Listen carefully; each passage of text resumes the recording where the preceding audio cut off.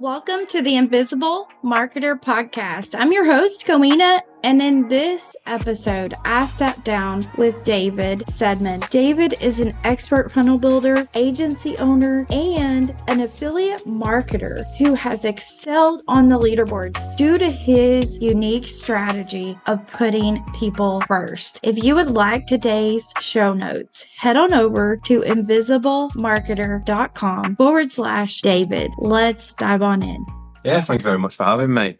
I pivoted from where I've always been, and the last sort of year or so, I was very much in funnel building, teaching people, and I was always trying to promote stuff to people of my own and try and sell stuff to them. I've realised that building relationships with people and helping people out for free, I gained so much more from it.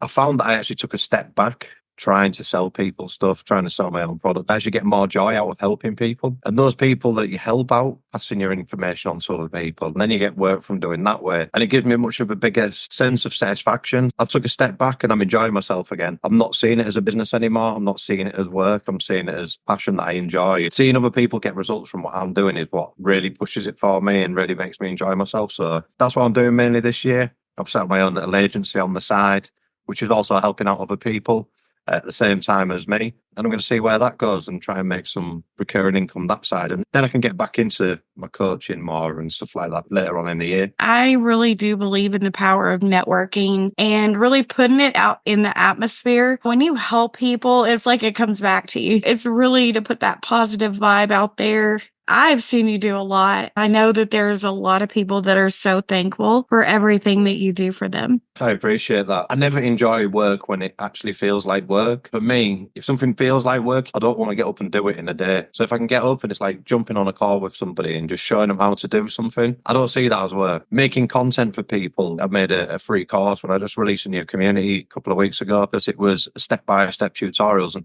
I wasn't going to put a price tag on the end of it. It was just, there you go, that's for free. Here you go, it helped you out. I felt last year I was trying to fill challenges every month, trying to fill a challenge to try and promote something at the end of my challenge. It drained on me. I was doing it on my own. I didn't have any help. It felt false. It didn't feel like me. I didn't really want to carry on doing it. So like I say, I took a pivot and I'm trying to build my own community of people to come together. It's not just me helping people out in that community. Everybody's helping each other out. We can jump on a call. Everybody can have their input and give each other ideas. I've started other calls like that before and they've not really gone the way I wanted them to go. Now I want to take control of it myself and I want to give everybody else the platform where they can learn things from each other. It's good fun. But build stuff for people on the side, building funnels and stuff like that. It's a little bit of extra money. I think it was you that gave me the kick to really get into getting my community going after joining your launch party. Just seeing how much everybody was enjoying themselves in there. I need to do this for myself again. And coming off my first weekly call this time last week, I haven't felt that happy coming off a call in such a very long time. It was good fun. If you've been around the entrepreneur space for very long, you're going to see a million different ways to achieve success and actually make a business out of it. You made a really good point. You tried it that way. That way has worked. Your heart wasn't in it. It was draining you. I have started to really believe that you do your own path. Even if you take a little bit from this one, a little bit from that one, carve your own path. I believe that everybody has their own calling.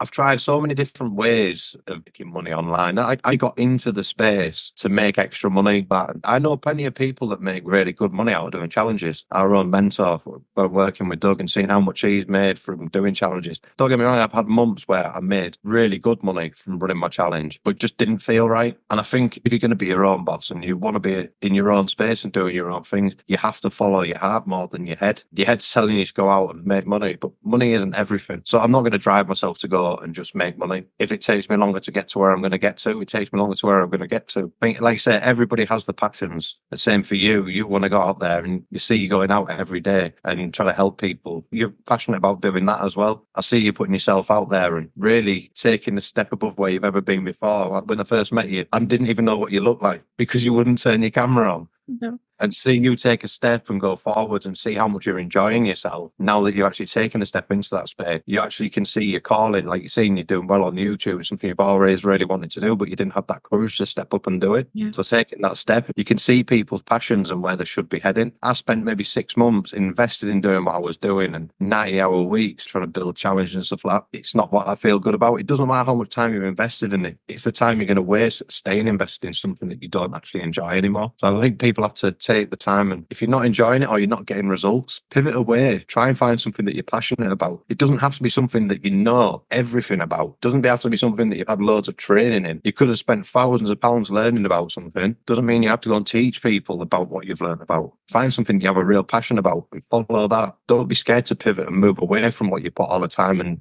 what you've invested into things. I completely agree with that. We can get better at it and we can share our journey with it. That's what I've been doing. I've shared my journey along the way, even though it's something new to me, but I'm sharing and I'm showing others. In the process of that, I'm starting to inspire. I got people messaging me in Messenger. You inspired me to go do YouTube. I really love that part of it, to be able to inspire, even though I'm not an expert at it yet. If something to start a community, to teach something, you only have to be one step ahead of the person that's following behind you. Mm. You don't have to teach everything. Even if you just give them that little bit of influence to want to go out and do it for themselves, you don't have to be the one to teach them, but you're giving them that drive to go out and do it. I don't see you posting a lot of reels except for the interviews that we post together and stuff. Would you consider yourself an introvert, an extrovert? I wouldn't consider myself an extrovert. I have to be pushed to post something. This time last year, I had never gone live. I had never posted a reel. I'm not that confident in the way I look all the time. I always think I look funny or I sound funny, so I don't ever want to go and do things. And I'm quite happy just spending time on my own. I don't need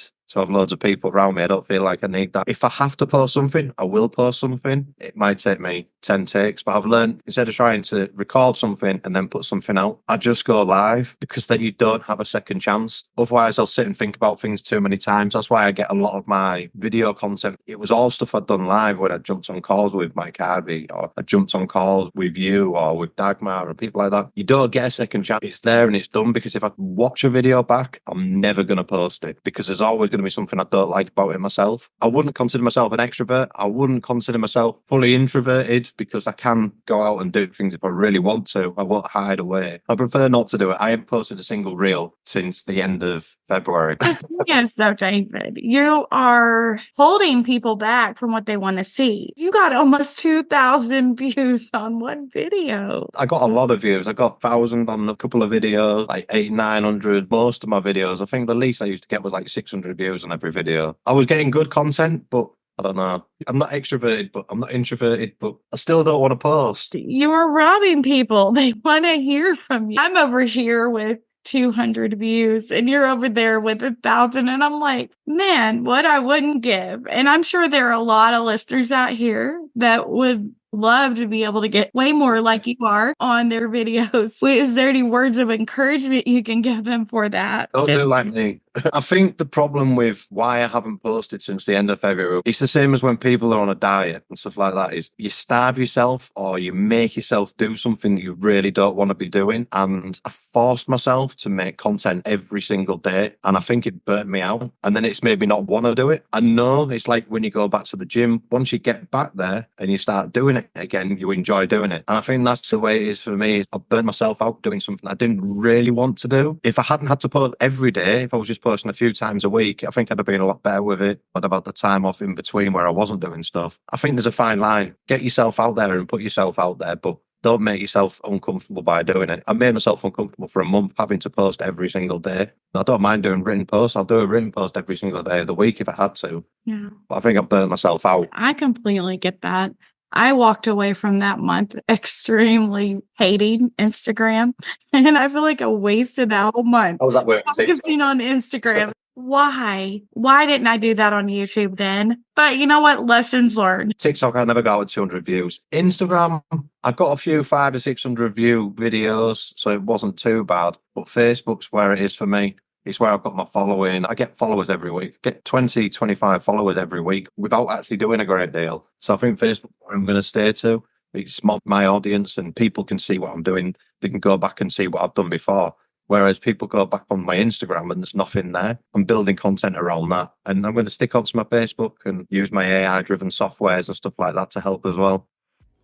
Are you enjoying today's episode and feeling inspired by the stories and the strategies that you are hearing? I would like to personally invite you to be a part of a community that is filled with people from all walks of life. Inside of there, you will discover a welcoming space filled with fellow introverts and entrepreneurs who share their knowledge, exchange ideas, and support each other's growth. Whether you're a seasoned entrepreneur or you're new to this journey, our community is here to empower you every step of the way. You can gain access to exclusive training, insightful discussions, and valuable networking opportunities by joining our community today. Let's collaborate, learn, and grow together. Head on over to community.invisiblemarketer.com and become part of our amazing family.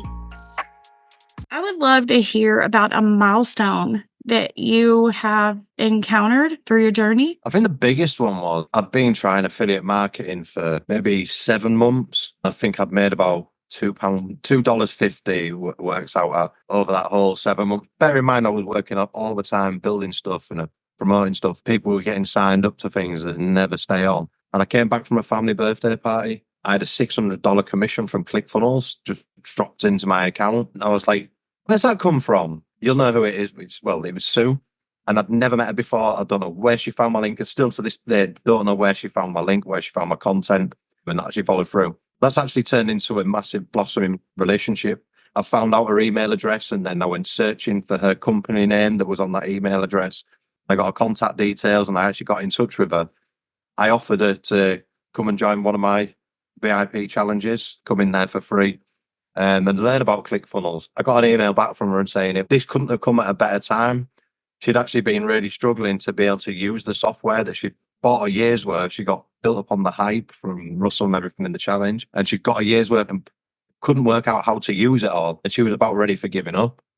I think for me, that was a massive turning point because I was sucked in by everybody saying, oh yeah, go and do affiliate marketing. You can make money overnight. And I was so ready to give up so many times because I wasn't making anything. And it took me 7 months to make a good commission. But after that day, after I made that commission, it just spiraled and it got bigger and bigger. I nearly got top 10 on the Secrets of Success affiliate launch. And there was thousands of people in that one.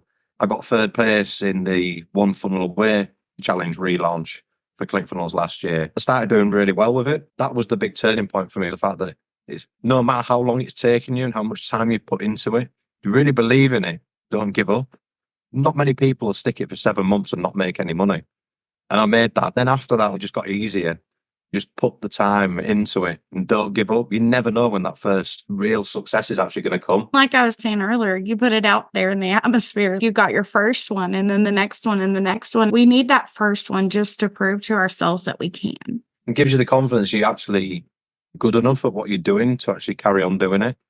Because if you don't have that confidence there, if you don't have that recognition, you doubt yourself and you don't commit to things properly. You don't commit fully to it. Yeah, I think just that one little thing that happened to me, it changed everything. I think some of that was guidance from our mentor. Put yourself out there and do things. I wouldn't have been doing my challenge. I wouldn't have been able to invite her to come to my challenge because I wouldn't have been doing that. And helping people, which my challenge part was about, I really enjoyed still because I was helping people every month. It was trying to promote something at the end of it I didn't enjoy doing and trying to do this big offer. The big offer, that's something I've struggled with trying to launch. Can there not just be something simple first and then go up to that? I'm still working on it, but we'll see what happens with that. Was there ever a point that you faced some kind of failure or a setback that's really just knocked you off your feet? I think for me, it's stuff in my private life that really affects me more than business setbacks.